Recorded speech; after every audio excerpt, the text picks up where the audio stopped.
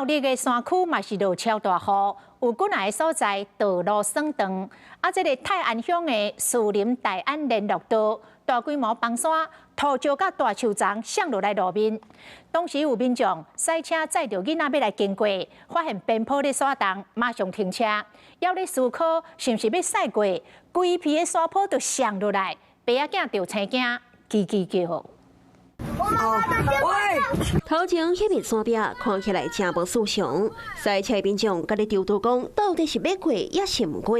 边坡红土也有树啊，都向绑落个，大树断做两过，规条路拢互塌死。倒数，哇！民众看到山壁大范围崩塌，惊甲是叽叽叫，喊北区赶紧逃命。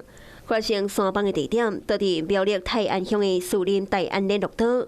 因为上大雨，山壁边坡吸真侪水，造成土石松顶才会崩塌。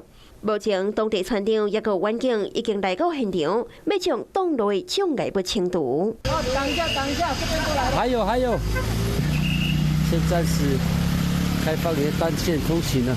另外，因为上大雨崩塌的所在，也有南庄的东河村往天湖的联络道路。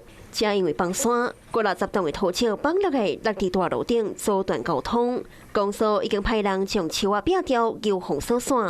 最近的天气也真无稳定，区公所提醒民众，这段时间要先迈入的山区较安全。